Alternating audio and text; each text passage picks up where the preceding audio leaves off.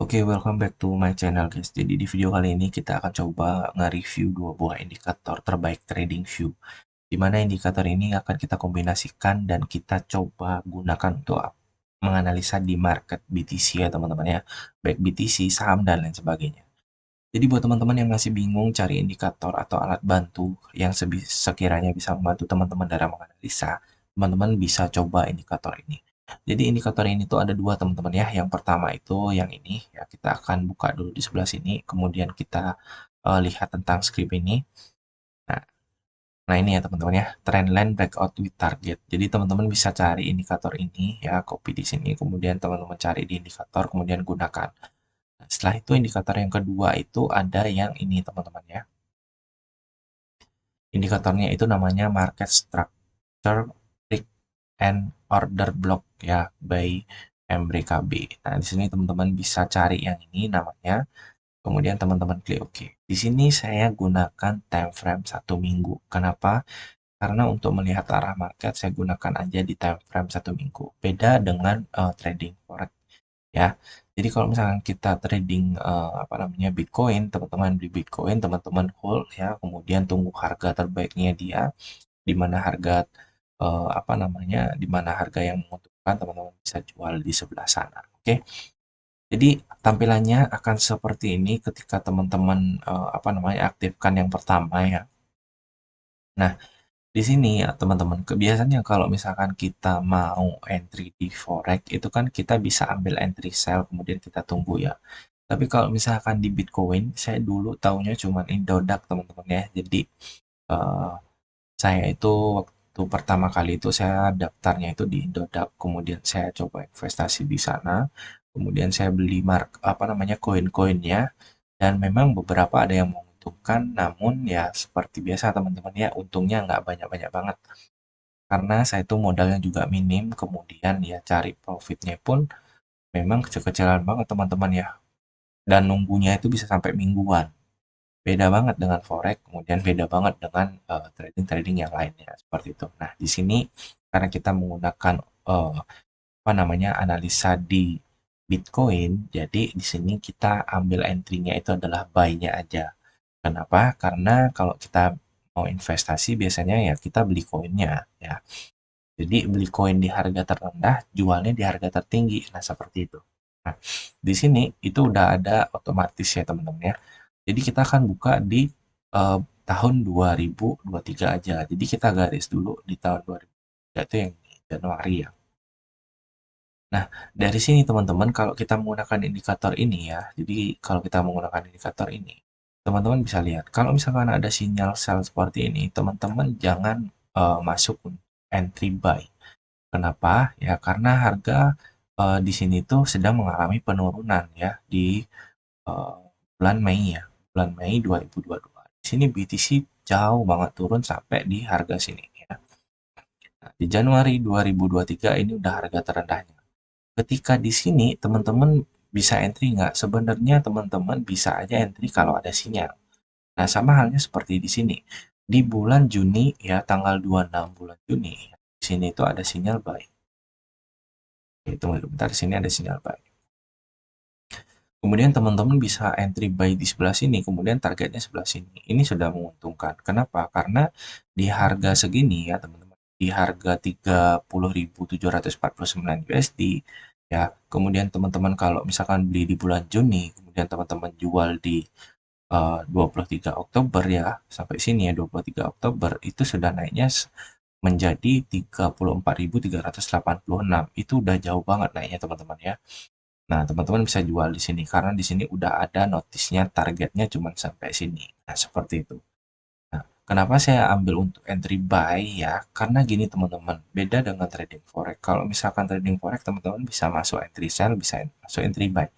Tapi kalau misalkan teman-teman udah beli koin yang namanya Bitcoin, diinvestasiin, tunggu dia naik dulu baru jual seperti itu. Sama halnya dengan yang ini ya. Kalau misalkan teman-teman pakai di BTC ya, saya rasa teman-teman nggak bisa entry sell kemudian langsung close di harga segini, nggak bisa ya. Atau mungkin karena saya tahunya dulu hanya Indodax, jadi saya belinya cuman apa namanya di harga terendah kemudian buy. berada melihat peluang untuk naik, pas naik saya langsung jual. Tapi di sana tidak bisa jual kalau kita tidak memiliki koin seperti itu. Jadi teman-teman wajib memiliki koinnya dulu, baru teman-teman bisa jual seperti itu. Nah, di sini kita coba turunin time frame-nya ke 1 hari. Nah, di sini teman-teman ya harganya udah tinggi banget nih teman-teman ya, harganya udah naik banget.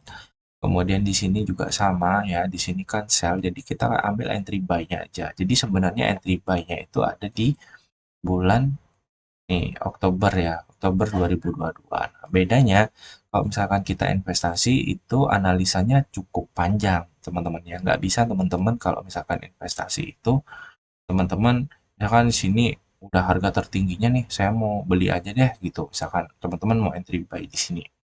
Bisa aja sebenarnya, cuman nggak apa namanya, jadinya teman-teman itu di sini ya kalau naik, kalau misalkan turun ternyata sampai sini ya teman-teman yang lain baru entry buy di sini ya teman-teman rugi di sini seperti itu ya.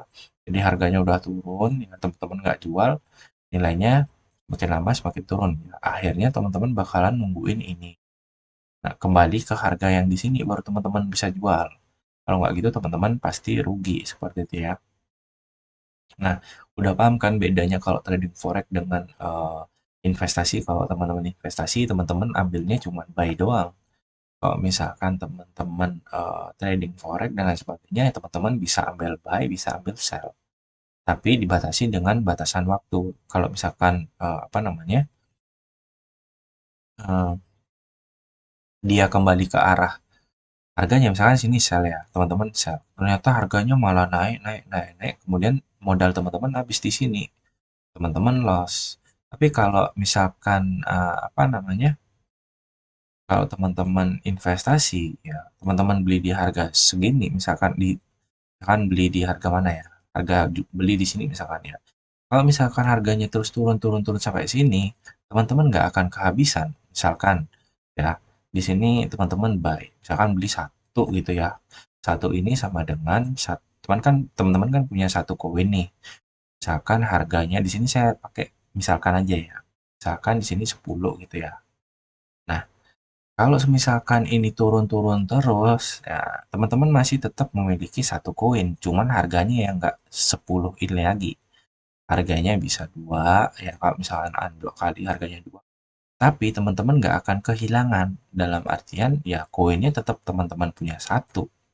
Ya kecuali tutup. Nah, kalau udah tutup ya ini nggak tahu nih, tapi teman-teman masih tetap punya koin, cuman kalau tutup tuh pertanggungjawabannya nggak gimana, saya kurang tahu. Jarang banget ada yang tutup ya kalau misalkan udah ternama seperti ini. Seperti itu teman-teman ya. Tapi kalau forex teman-teman punya modal satu terus turun-turun minus sampai minus. Kalau misalkan teman-teman punya satu terus tiba-tiba minus satu ya habis ini, langsung close order, langsung close dia transaksinya. Seperti itu ya. Jadi itu bedanya teman-teman. Hilangkan gambar. Nah, jadi di sini saya gunakan di BTC. Jadi kalau teman-teman mau buy itu di harga segini ya. Di hari Minggu ya Minggu tanggal 1 Oktober itu teman-teman bisa buy. Cuman di sini karena udah harganya naik ya teman-teman skip aja dulu, tunggu sinyal berikutnya. Coba kita buka di market lainnya ya. Saham kita cari di sini kita acak aja ya. Saham. Nah, di sini banyak banget pilihannya nih. Ada Telkom, kemudian Goto, BBCA, BBRI. Ya. Teman-teman bisa cek aja. Coba kita lihat salah satu. RI misalkan sini ya. RI di sini mengalami penurunan ya. Kemudian kita buka aja dari tahun 2023. Nah, jika di sini misalkan, ya kan? Jadi 2023 ini udah turun lagi nih harganya ke harga di sebelah sini ya. Nah, teman-teman kalau mau entry buy masih bisa di sini, tapi nunggu sinyal dulu ya. Kalau misalkan ada sinyal buy di sebelah sini ya, nih ya. Ini kan ada sinyal buy kemarin. Nah, di Agustus ya, sampai sini udah naik banget nih harganya. Dan di sini dia mengalami penurunan. Nah, teman-teman tinggal tunggu aja sinyal buy-nya kapan disuruh beli. Paling nggak di harga segini teman-teman ya, di harga segini. Ini serupa seperti itu. Nah, itu teman-teman ya.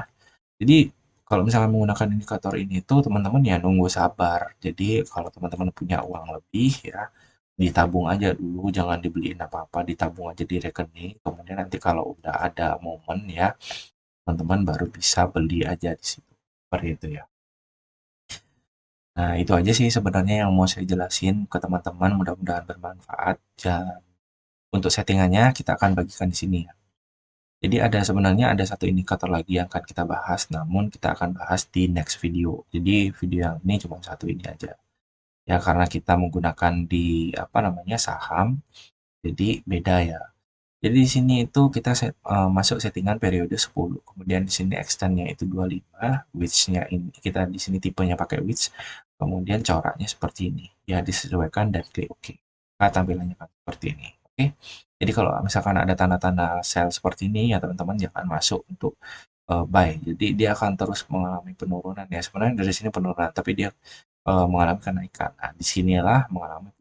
Nah, hati-hati dia akan menembus di area sini, kemudian nanti akan kembali ke harga sekian mungkin ya di tahun 2024. Jadi teman-teman tinggal pilih aja teman-teman mau buy di sebelah sini ya, sebelah sini atau di sini nah, atau di sebelah sini. Nah, seperti itu.